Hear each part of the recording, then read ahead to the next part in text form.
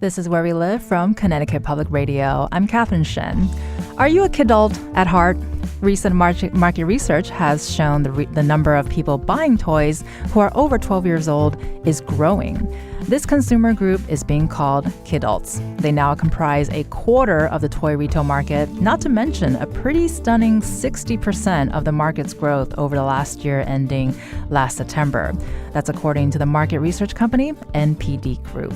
Today, we'll hear from one slime maker who says many of her customers are adults. And a very serious disclosure here, this includes producer Katie Pellico, who says playing with slime transports her to childhood and playing with Play-Doh. Our senior producer, Tess Terrible, is a big fan of her penguin Squishmallow plushie named Shackleton. And I myself am also a huge fan of plushies. I've recently gotten a gigantic Squishmallow bird named Priscilla as a birthday present, who is now sitting comfortably at my work desk, and she brings a lot of joy to the entire office. And speaking of office, we'll also hear pics from Connecticut Public staffers throughout the hour, and we also want to hear from you. Find us on Facebook and Twitter at Where We Live and send us a picture of your best plushie friend. Our first guest this morning has studied why familiar toys appeal to us today, showing how we played as children informs how we socialize now.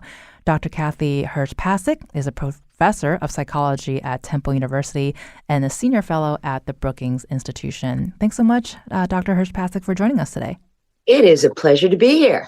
Well, I am happy to hear the enthusiasm. What is your response to this idea of kidults? I think we should all be more kidulting. As somebody who has played my whole life, I think it's a great release in a time after COVID. And I think it helps us see the world through the lens of creativity and awe. And I think it's time to get back to that.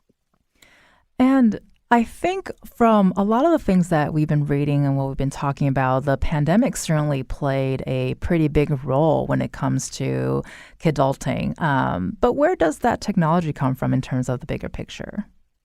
Well, I think the bigger picture here is that we had a terrible couple years, and mental health issues went skyrocketing, and we all felt the pressure. Especially if we lived in a home with kids and the kids were home and everything was shut down, it was really tough for people. So I think we ended up working more than 24/7. And it was all on devices. I actually came up with a name called Zoomifried because I felt Zoomifried during this period. And I think it highlighted for all of us that technology sometimes takes us away from what we're all about as human beings. Social engagement, and having fun with others. Mere joy, the simplicity of joy. And I think we need to get it back. I love that, the simplicity of joy, which also is not that simple in of itself, right? Because it brings us such happiness. And, we're just talking about the pandemic playing a big role in this idea of kidulting, but that's not new, right? This concept of kidults? Oh, no, it's not. It actually started in the 1950s. In the television industry. And you'll see throughout time that marketers have tried to capture an adult market. If you look at toys like Lego, my gosh, there's master sculptors everywhere who do incredible things with Legos. So a lot of these toys go all the way up from kidhood into late adulthood. And our Squishmallows I mentioned in the beginning, as I'm holding one, I have a turtle named Egg. Yes, and are they great in isolation? Is there something about the comfort of something that's squishy and soft? What are your thoughts about that? Well, I can't tell you that there's any scientific research that I know on that. I know that they often make these things to be very, very cute and lovable. And I will admit that I fall prey too. I have bought so many big bears and big rabbits and big whatever when I go to the store for babies who absolutely don't need them and for parents who really don't have room for them. But I just can't resist. And why do you think many of these are meant to be used in isolation? Do you think that speaks to a unique moment in time and phenomenon, or is this something that's always been around, you think? Well, I actually think that this is one of the problems of our current history. I think in 2007, when we had the invention of the modern cell phone, and as we moved to 2011, when the iPad came in, what we were seeing is more and more stuff going digitally and more stuff going toward isolated play. And that can be kind of dangerous because one of the hallmarks of what it means to be a part of the human species is to have a social brain. That is, we learn through relationships, we learn with other people. So the more that the world takes us away from other people, the more dangerous it is for our species. And I think we just have to get back to it. Now, I'll just say one thing about the plushies, which is some people think, and there have been a lot written on it, certainly for little guys, that the plushies can sometimes, be comforters that take the place of some humans. But really, honest to godly, they don't. They don't respond in the same way. They just feel good. We're here to talk about plushies, so you can talk all the plushies you want. And it is very comforting, I must say, at 9 o'clock in the morning. And I think the word kidult is pretty self-explanatory. And I'm wondering, is nostalgia at play here, thinking about, Happy Meals for adults, which was something that recently sold out really quickly at McDonald's, or slime as the modern day Play-Doh? Well, nostalgia is a big deal. And let's just look at two examples that I really love. One is that I was at a Godiva chocolate store, and I was wondering, why was I so into like the excitement of picking out what chocolate I wanted, be it the dark praline or something else? I went nuts. And then I realized, oh my gosh, that was a clever idea. It turns out they made the counter taller. Okay. And when you make the counter taller, adults are in the same position they were from that nostalgic little kid when you first looked in the candy store. And that made me want to buy more. Or another one, when I've been at Disney and I smell the Toll House cookies everywhere I go. Gosh, it brings back my childhood. And when it does, I feel a kind of release that's really quite wonderful. I just want to make sure everyone knows that you heard it here first, that Kathy went nuts for pralines at a Godiva store. You're you're also the author of Making Schools Work, Bringing the Science of Learning to Joyful Classroom Practice. Yeah. What's your sense of that loss of playtime as kids is related to this desire for playtime as kidults? Well, I think in general, what we don't recognize, especially let's take adults watching kids. We know that they have awe over everything, right? Little kids will stop on the street and find awe in a slug under a rock. Can't tell you I'm there. Or we're rushing our kids to get in the car for school. But of course, they meander a bit because they see something a little bit more interesting. So what I'd like to suggest is that we open our eyes to the awe that our children see and that we have, in a sense, lost. It's almost been beaten out of us. But really, when kids are playing, it's kind of like a liberal arts education for them. They're learning how to communicate with others. They're learning how they can get Johnny off the swing so that they can use it. They're learning about mathematics as they put those blocks together to build a taller tower, and physics to see if the tower will stay up. And we don't look at the world that way anymore. But I think that if we brought some of those methods back into our classrooms, and I will tell you, I'm even using those methods in my college classrooms, and my students are learning so much better. It brings joyful teaching and deeper learning in a whole lot of topics that are important for the workforce of today. And on a related note, I want to read you something that we asked a research scientist at the Yale Child Studies Center, Jessica Hoffman, who studies the power of play, on her thoughts on the rise of toys for kidults. So she says she hadn't heard of the term, but says, I think the key here is that playing and playfulness are very much for everyone, not just children.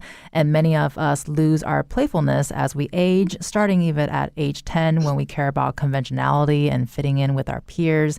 So by adulthood, we have lost practice with getting into flow states and the joy of being silly. Of course, she says this is not for everyone, or this does not happen to everyone, but I think there has been a recent resurgence in realizing the benefits of fun through play and the need for time away from work for well-being. We see adult Lego sets, card games, board games, and sports like disc golf and pickleball that are taking off in popularity.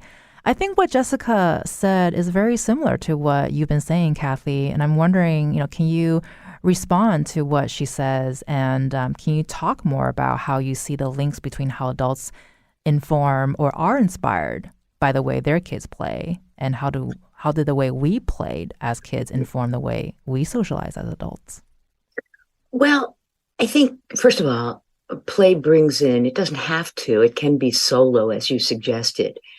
But play often indicates that you're playing with someone else. And that's something we just don't have enough of anymore. There was a recent article that came out, I think it was last week, talking about what does it mean for adults to be happy? Because a lot of adults aren't happy today. And they said that one of the most important things is having important relationships in your life and having a sense of community. Play is one of the things that helps you do that. And it doesn't need to be formal play. It could just be going around. It doesn't have to be a board game. Can be going for a walk, exploring things you've never done before, going and jumping off a mountain together, whatever it is, doing an escape room. These kinds of fun activities help to build relationships, and we need more of them. Your next question, I think that Jessica mentioned is, why have we lost it? And I think the world has pushed us into a place where we are working 24/7 because we take our work with us everywhere that we go. We don't turn off the cell phones. We don't turn off the notifications. So by doing that, we're an anxious wreck waiting for the next text to come in. We need a little recess. So I'm going to make a bold claim here, which is that I think we should vote for adult recess time. We all need it. It'll make us more creative. It'll make us happier, and it will build social relationships. And with that, I want to add one more thing. In the era of ChatGPT, what we see is that technology is encroaching not just on blue-collar jobs, but also on some of the white-collar jobs. And I think what's going to be privileged in the future is what I'll call for the moment an age of creativity, an age where we can link things together that have not been linked together before. At least at this point, ChatGPT and Bing and the others can't do that. But humans can if they reclaim their sense of awe. And I think that's where we need to go. So you're saying we need to have adult recess, and I'm also saying we should have adult naps. So I feel like this is going to work out really well for both of us. It's looking good. It's looking good. Love it. And so I also want to share Connecticut Public's education reporter, Leslie Cosme-Torres, says she revisited her love for Lego at the start of the pandemic. And she says, she sits on her floor at her apartment building Legos like a child, and it brought her so much joy. Can you talk to us about where these more, mindfulness activities like puzzles or Lego fit in versus free play or recess activities? Well, I think we've already really mentioned it. It's giving yourself a break. Just give yourself a break. Look, that break can come from mindfulness. Some say it can come from prayer. There's a lot of different ways for us to give ourselves a break, but we don't do it. And play is one of those areas that gives humans a break. It's taking us away from the busyness and the clutter of our everyday lives and allowing us to expand our imagination, our creativity, and our social engagement. It's really, really powerful. And it's all packed into that little 4-letter word. I know it's only 9:20, but take a break, guys. Take a break, people. It's that's what Kathy's saying. Yeah, take a break. And I think a lot of us are finding different ways to find that joy. Like you're mentioning, we have a project manager here, Meg Fitzgerald, who says coloring brings her a lot of joy. She loves those Zen coloring books and has too many. Are coloring books also in this category as well? Oh, sure. I mean, art supplies are wonderful and they're really creative exercises. The only thing I'll ask of your production manager is to let herself color outside the lines a little bit, because that's going to be important too. As adults, we're playing a lot of time in the lines and we need to get out of them. Think differently. How could the world be different if you reimagined it? And we also gave our company a survey and got a lot of reactions from people who love board games, and people are buying them or keeping them from childhood or starting new games. How do you categorize board games in this conversation? Are these more strategy based versus the free play we're talking about, or is it a little mindlessness? What are your thoughts? Well, I think board games go into a number of different categories, right? I mean, board games can be strategy if you're playing something like Risk. Board games like Monopoly are definitely strategy. And the most important thing about the board game is not that you're learning how to mount a war, to take over Europe, but instead that you're getting together with other people to do it. And that's what makes board games so great. I don't know anybody who sits around and plays Monopoly against themselves. That's a challenge in of itself. Perhaps someone wants to take on that and let us know There how you that go. goes for you. We talked about stuffed animals, and squishmallows seem to be very pure and just comfy and happy because it's about hugging them or holding them. What are your thoughts in terms of how that brings comfort? How what gives comfort? I'm sorry. What are your thoughts about how that plays into what we're talking about right now? Mindlessness. Yeah. Yeah. It's as I said before, these kind of plush toys, they just feel good and they're nostalgic. And I like to snuggle with them. So I think it's a fine thing to have these moments where you just feel safe and comfortable. As I look at the world around us, one of the things we have lost is a lot of the sense of safety, whether it's through the gun violence that is projected on the news really every single day, or whether it's the news about climate change, which is inevitable and we're seeing the fires, we're seeing the rainstorms, we're seeing tornadoes in places that they shouldn't exist. And we are hearing about a war every day in Ukraine and where Russia can just invade. So as we hear this news, it pelts us with the world is unsafe, the world is unsafe, the world is unsafe. Again, we need a recess from it. And I suggest adults all schedule in recess. Now I'm going to make a public admission here. Probably shouldn't, but I will. The other day in Philadelphia, in February, it was 72 degrees out. Unbelievable. So I decided that it was time for me to put in my calendar meeting, and it went for 2 hours, and I bolted out and went to play tennis. That's what we need to do. I love the bolting, but that really describes your eagerness to go and play tennis. That's the energy I think we need here. And even if not energy, so just say meeting and go have a chocolate sundae. And don't forget to put the sprinkles on the top. Who doesn't like sprinkles, right? We got to do that. I can't even imagine it. And I want to share it on that note. Tracy on Facebook shared with us that I asked for a squishmallow for Christmas and didn't get one. Finger crossed for my birthday coming up. I still have 3 stuffed animals from my childhood. Ralph, a big bulldog from when I was 5. Henry, a dog I got when I was 7. And K-Bear, a koala bear I got when I was about 9 or 10. I still sleep with the latter 2. No shame. And so we also looked into sleep psychologist Dr. Jade Wu looked into the magic of sleeping with a stuffed animal after discovering that it helped her during her pregnancy. What are your thoughts on this about like sleep methods traditionally thought of for babies, or they're now being suggested for adults?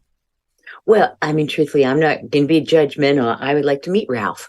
So I think whatever works for you to make you feel safe, to make you feel comfortable, to make you feel happy, and to give yourself a break is a good thing. You've been listening to our Dr. Kathy Hirsh-Pasek, who will be staying with us after the break. We'll hear more about her work installing public play spaces around the world and in Connecticut through the Brookings Institution. We want to hear from you this hour. What toys for kids still spark joy for you? Send us a picture on Facebook and Twitter at Where We Live.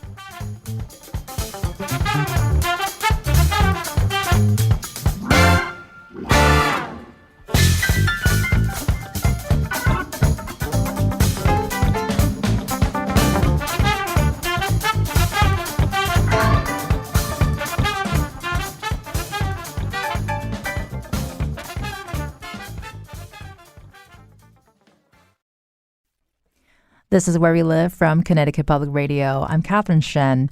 The market of people over 12 years old who are buying toys like puzzles, plushies, and coloring books is growing. This hour, we're exploring the psychology of this demographic, sometimes called kidults. Connecticut Public investigative editor Walter Smith Randolph says, yo-yos take me back to the schoolyard. They made a comeback when I was in middle school circa 2000. What toys from childhood have you recently revisited? We want to hear from you. Find us on Facebook and Twitter at Where We Live. And back with us to discuss this very topic of kidulting is Dr. Kathy Hirsh-Pasek. She's a professor of psychology at Temple University and a senior fellow at the Brookings Institution. Kathy, can you tell us about the Learning Landscapes Initiative and how it was designed with adults in mind? Oh, absolutely. I am so excited about Playful Learning Landscapes.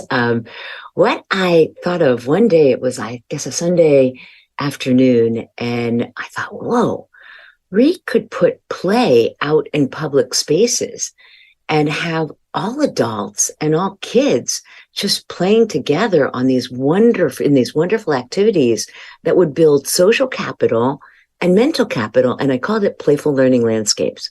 It started on October 10th, 2010, in New York City, when we took over Central Park and put in 28 science-inspired activities that were just fun to do. It included Legos and Crayola, and we were building with clay, and we were using cardboard boxes to build forts. Well, you had to see what happened. The New York City parks told us we'd be lucky to get 6,000 people who would come, and that would have been amazing. But instead, 50,000 showed up, and our reach ended up being 10 million. And from there, we moved on to say, well, why can't we change what supermarkets look like? Why can't we change public libraries? What about bus stops in cities? And now we've grown into a bit of a worldwide phenomenon. That 10 million, that's a lot of people. Well, it was more than I expected, let me tell you. Well, and so I was going to ask, these are examples that you've designed to build STEM skills at these parks and bus stops and whatnots. Can you tell us about the reactions from the adults? Like, did people get off their phones and jump at it, or what did you see? Well, there are a couple of different reactions. So I'm going to share just a couple stories for you. The first is we put up a sign, and it was, when I was little, I played. And it was just a chalkboard, okay, that we painted. I think the whole concept maybe cost us $50. We spray painted the whole thing, and then we left chalk for kids and adults to just fill in. When I was little, I played. All right, what happened? I expected this would take a couple weeks to fill up, and it was built on the work of a wonderful artist who wrote the Before I Die. But I thought, let's build up play. I put it in an area that's a super under-resourced environment, and just wanted to see what would happen. These people got off the bus. I mean, people who just stopped, looked at our sign, started laughing, started smiling, picked up the chalk that we had left, and filled in the entire, I think we had maybe 80 spaces in a matter of an hour and a half, 2 hours. And what did they put on it? Well, they were joking around, talking to each other. Oh, yeah, when I was little, I played Foursquare. Oh, when I was little, I used to hit the cards against the wall. Oh, yeah, when I was little, I used to play with dice. It was amazing to see. And that's the kind of response we have had everywhere. In Philadelphia, we picked an under-resourced area. We asked the families, what do you want to see? Where do you want to be? And they said, we want this particular area outside a church where Martin Luther King had given one of his freedom marches. We said, great, let's build it together. What do you want? They said, well, let's do puzzles. So we have big puzzles, one with Martin Luther King on it. The kids, the adults play together. They play a hopscotch game that we did that's built on a psychological test of executive function or impulse control. Together, the adults and kids are playing with it right out there while they wait for the bus stop. That's our response, and that's what we're seeing everywhere. And it sounds like it's a very universal thing to Oh, be yeah. reminded that playing is a good thing and it Yeah. sparks so much joy. I just want to quickly let our listeners know that you can find more information about where these playscapes are located on our website at ctpublic.org/where we live. And there's also one at the Stepping Stones Museum for Children in Norwalk. And so I want to ask, we talked, you just mentioned the chalkboard installations. It kind of reminds me of certain places. There are walls with Post-its and you can grab the Post-its and write a kind word. And I think people tend to be very responsive to that. You noted recess-friendly activities with other kids were common, from people who are, reminiscing or they're just thinking about things that they like to do. Why do you think there's an emphasis now on toys that can also be played in isolation? Well, I think people don't have time. And I think tech has drawn us into these worlds that are solo. We call them social media. We say there's social engagement, but I can't see the face of the person behind the avatar. Nonetheless, it's like candy. And so I'm very attracted to going into these games. But again, I want to come back to a really, really critical point that's as true for adults as it is for kids. And we can look at our own screen time and we can see how attracted we are to our own games that we play solo. Yes, the world has pushed us here.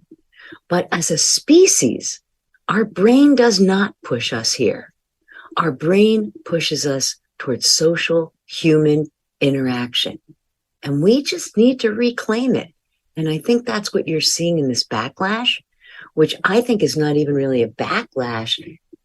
It's really more of a way forward to reclaim what makes humans humans. And that's social interaction. People do need people. Well, and I also want to share a little social interaction that's been going on at Connecticut Public is our newsroom editor, Matthew Long Middleton, has an awesome poster to color on his back wall, which is I love it. A fun thing to do to breathe and take a moment, says one of our reporters. And I myself have colored on it, and I did color a little bit out of the lines, and I mixed and matched a little bit. Good, so, good. I'm proud of you. I'm so glad. Thank you so much. I can move. My life will only go downhill from here, honestly. We talked a lot about kids learning socially and doing, playing with games that are engaged rather than distracted and having interaction, especially when it's joyful. You also talk about the idea that play in of itself is not a specific activity, but an approach to learning. Exactly. An engaged and fun and curious way of discovering the world. This is something that was said by another professor of applied psychology at New York University who studies play and learning in babies and young children. Can you talk about the idea of that? I know we talked about it a little bit back and forth throughout the conversation, but studying it from babies and young children, what do we take from that? What can we learn from that? Well, we can learn a lot from that. I'm gonna give you just two examples that were just fun for me. One was helping to open up parents' eyes. Now, when I go down the street today, I often see parents on a cell phone and kids in a stroller. That means the interaction isn't happening. And when I look at what the kid is looking at instead and try to let them lead the way, I can see some pretty remarkable things that kids are picking up on. Patterns of the leaves. My gosh, I forgot to look. What makes one leaf different than another leaf? How can I compare them? How many stones, shells at the beach can I pick up that are different kinds of shells? Look, that brings us back to our childhood as well. But it's also pattern matching. And when I'm doing pattern matching, I'm doing pre-math. Whoa, who would have thought? Or let me give you the approach to the wide-eyed teacher, not just the wide-eyed parent. I was talking to a first grade teacher who we were training from Making Schools Work and what we call the active, playful learning approach. And the teacher said, oh my gosh, I have spent so much time on these worksheets trying to teach the kids how to do the number line. And I said, wow, you don't really need to do that. Let's try another way. And she said, well, what could we do? Should we just throw a number line on the floor? And I said, yep, put a ruler on the floor. She called me a week later. She said, you know what happens when I put a big ruler on the floor in my classroom? I said, what happened? She said, the kids started to jump. Then they compared their jumps. Then they were doing all these things like dying down to see how tall they were. And who was the tallest? They were using the number line. They were doing things that they didn't learn as well with the worksheets, but that became a way to make the math come alive. When we do these things, we really are giving a liberal arts education to our children. And it's the way in which we have to see the world to open it up to biology, to psychology, to anthropology, to sociology. All these things exist right in our backyard. Well, I love the idea of making math come alive, and this kind of reminds me that you talking about this, the way of children learning and in the classroom or outside of the classroom. Is there a time where adults should get out of the way to direct instruction? Because it sounds like you said, you put the ruler on the floor and the kids kind of just went at it. What are your thoughts about giving direction? Is that necessary all the time? Well, I have different categories of play. One is what I call free play. And yes, the adults ought to get out of the way, because a lot of times what we do is we intrude in ways that ruin the child's imagination. Let me give you an example. A child is drawing something and you walk in and you're so excited and you say, oh my gosh, you're drawing a circus. And the kid looks at you, because it's not meant to be a circus at all. It's meant to be a landscape design. And he's trying to invent a park within the landscape design. And now you came in and called it a circus. Well, what's the kid going to do? Stop drawing the landscape design and stop planning what should go into the playground. Got it? So we become helicopter parents and we take the imagination and joy away from the kids. There are other times when we've invented the term guided play. And in the guided play example, you become kind of a coach rather than a director. You sit back and let your kids explore that number line. But then, you can look and say, wow, who jumped farther? Now notice that I really just asked an open question. The kids are still in charge. They have agency. And that's a really important part. But at the same time, by asking that one little question, you're turning it into a math game. Do you see what you've done? Guide it aside, and we call it guided play.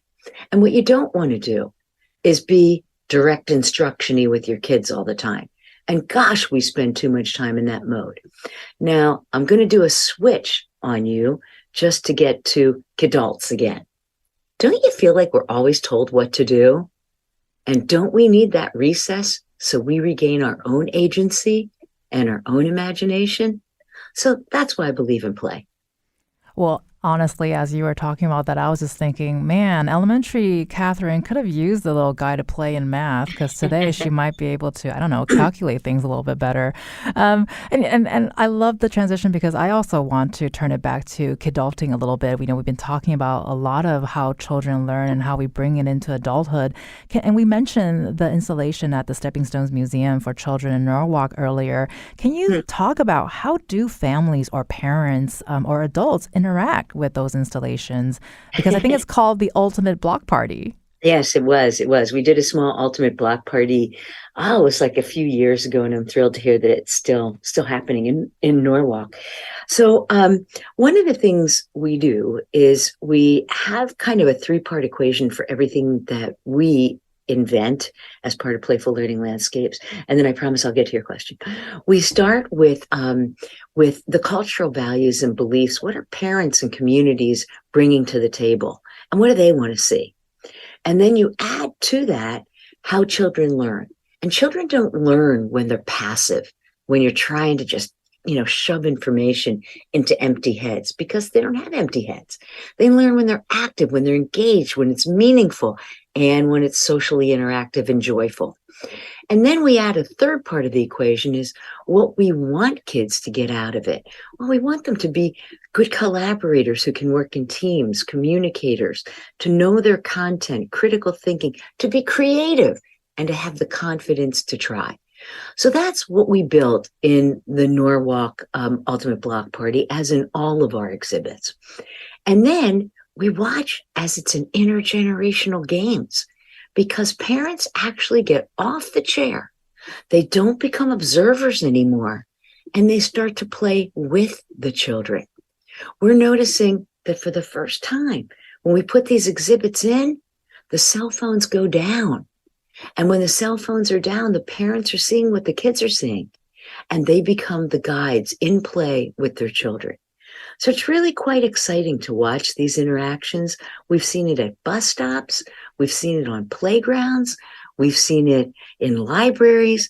In each of these cases, we're bringing the parents into their childhood mode, playing with their own children. And it's a wake up for all of us. So I've got a list of things I got to do ASAP is to put down my phone, cuddle my plushie, play with some puzzles, and get some chalk and draw on the wall. And you know what? Just fling all the rules out the window because it's Friday. That's it. That's go enjoy the weekend, right? Exactly. Well, Dr. Kathy Hirsh-Pasek is a professor of psychology at Temple University. Thank you so much for sharing your joy with us on the show today, and tell us that it's okay to sleep with your stuffed teddy. It's cool. It's cool. Coming up next, one California-based slime maker says playing with slime can help you heal the inner child for some. What's your favorite childhood toy that you've come back to recently? Find us on Facebook and Twitter at Where We Live.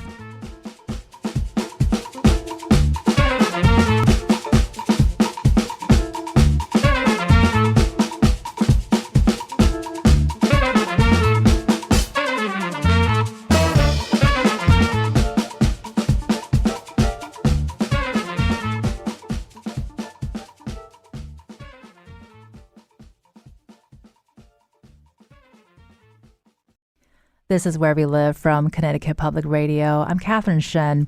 What toys from your childhood have you recently revisited? Kathy Flaherty on Twitter listed Lego, coloring books, kids' books, probably because I have several friends who write them, bobbleheads, beanie babies, and stuffed blueies.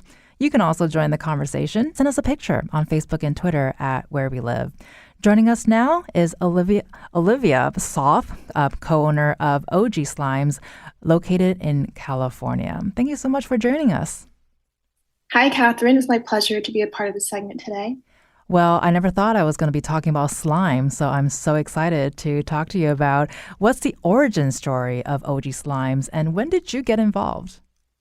So OG Slimes began all the way back in 2016. The founder, Christine Lee, was binge scrolling through Instagram one night and an interesting video of slime caught her attention, and she just found herself going down this slime rabbit hole. So she was thinking, like, what is slime? How do you make slime? Where do you even buy good slime? And at the time, the slime industry was extremely niche and there wasn't enough information on the internet. So she searched for ingredients to experiment with and made her own one-of-a-kind slimes, which provided an outlet for stress. She basically began to share her creations on Instagram, and the one slime that burst the scene was Butter OG. She realized that she created the first ever butter slime texture. Within a year, OG Slimes gained 1 million followers on Instagram, and soon after I became co-owner, and we've continued to share our creativity through slime and to grow the business even further. That's amazing. I mean, I can't imagine binge scrolling and discovering slime. What is it about slime that attracted your involvement in the first place? I think it's a great creative outlet, and it provides some stress and anxiety relief. It also provides a lot of joy and allows us to just have fun. Yeah. I think you just nailed on a lot of the common themes that we've been talking about throughout this conversation, which I know you've been listening as well, is finding joy and releasing anxiety, and because we're all so stressed out and all that. What's your response to the kidult craze? Are you excited that it's a thing? Are you part of it? What are your thoughts about that? Yeah, I'm definitely excited. It's a thing. It's really interesting to me because I haven't heard of the term before, but it makes a lot of sense. I mean, like the idea of adulthood has changed so much in the past few years, and I feel like we're breaking out of societal expectations and restrictions on it and like what it means to be an adult. I think that the pandemic gave everyone a chance to slow down and really connect to themselves and find what really brings them joy. Um, so I don't believe there's an age limit to curiosity, joy, and fun. And if there's a group of people who want to have more of that in their lives and they find it through toys or slime, that's great. I think we all tend to resonate with what you just said. And it makes me feel a little bit better that you've also never heard of kidults because I also haven't heard of it until we started brainstorming to do this show, which has been super fun. Are people surprised that most of your customers are, technically kidults? Yeah, people are definitely surprised. But to be fair, when people think of slime, they think of like the traditional gooey slime that you can find on the shelves. And when people ask me what I do for work, it's easier to show them versus try to explain how we make a living off of slime. Because for this, like, it's our art. We go above and beyond to make it a joyful experience for everyone. And it's also a product that provides a multi-sensory experience through various textures, scents, colors, and themes. It can even provide like therapeutic benefits for physical and mental health needs, like those struggling with motor skill control or stress and anxiety. Well, so our producer, Katie Pellico, has described how shocked she was by the depth of feeling ignited by playing with slime. It transports her right back to childhood. And you just mentioning that, the texture and the beads and just the movement can help with so many things. Do you hear this often? Do you hear the nostalgia, the learning, the releasing of the stress? Like, what are you hearing from people who are buying the slime? Yeah, I hear about it a lot. I was really happy to hear that story too. Um, I think it makes me really happy when people feel like they're being transported back to their childhood because I think it's so important. Like doing things that allow us to reconnect with our inner child and play again. Because I feel like we can heal parts of ourselves that we didn't even realize we needed healing by doing this. We rush to grow up, and when we grow with the world, we lose sight of the importance of joy and play. So being transported back to your childhood and enjoying it is like a dose of like self-love and self-care. And I'm glad that slime can do that. And when you came in, did you have any expectations that this was going to go where it continues to go, is to resonate with so many people? And it sounds like from all ages, even though a lot of your customers are kidults. No, I didn't have any expectations. I just was happy to be a part of it, and we, like I said, we find it as like a creative outlet. Um, but we're really glad that it resonates with so many people. Well, and speaking of creative outlet, I think a lot of your slime is so creative with so many different kinds of themes and colors and characters even. What do you guys think of when you're working on these new ideas? Do you get ideas from specific areas or do you brainstorm? What's that process like? Yeah. So every week we drop about 7 new slimes and we come up with all of these ideas a month in advance because it takes time to make the slime and for it to clear up. But we're inspired by many things from our childhood and personal interests now, like foods, drinks, TV shows, games. I mean, we even have like a slime based on sunblock. And that brings us back to our childhood too, like that smell, like it just reminds you of summer, you know? For example, Christine loves eggs and boba, and I love matcha. So we have a lot of slimes based on these. And we basically come together and think of themes, scents, textures, colors, sprinkles, clay pieces, the label design, and so much more. But it all has to connect to the theme and to the slime and to ourselves. Like it has to feel right. Well, I was going to say the moment you mentioned sunscreen, I can smell the sunscreen. It just took me to the beach. So if you make that slime, I'm on that. Do you have a favorite slime that you've made or a couple of them? My favorite slime probably has to be one of the matcha ones because I really love matcha. Our OG butter is really nice because it's super velvety. Um, all of them are like my favorite. I love all of them. There you go. Fortune magazine said you sort of balance your slime side hustle while working in social media and marketing for another company. I mean, it's a surprise and not a surprise that this is a side hustle. What are your thoughts about that? I mean, it's not exactly a side hustle. I think I do pretty well with balancing both, but I really like being able to be creative with slime and then also utilize my skills in social media and marketing. And I get to do that with both companies, which I'm really grateful for. That's really amazing. And when you spoke with Fortune magazine, you also shared your experience about being underestimated for being a slime company. Can you talk about that experience a little bit?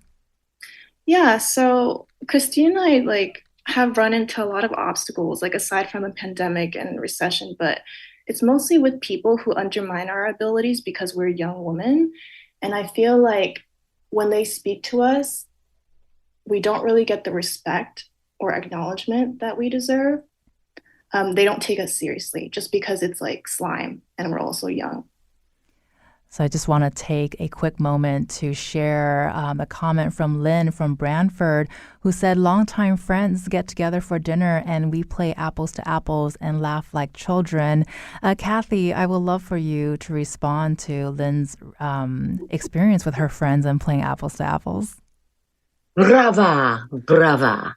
Lynn, I'm so happy you are doing that. It's giving you a chance to get together with your friends, keep that community alive. I think everyone should follow your lead. That sounds like an amazing advice, and also get some slime and get those movements going and all that jazz. I just want to take a moment to thank Kathy and to Olivia Soth, who's a co-owner of OG Slimes, located in California, for joining us on the show today and just sharing your joy with us. It has been a pleasure. Thanks so much for having us. My pleasure. Thank you, Catherine. Appreciate both of your time. I'm Catherine Shen. Today's show is produced by Katie Pellico. Our technical producer is Kat Pastor. Download Where We Live anytime on your favorite podcast app. Thank you so much for listening.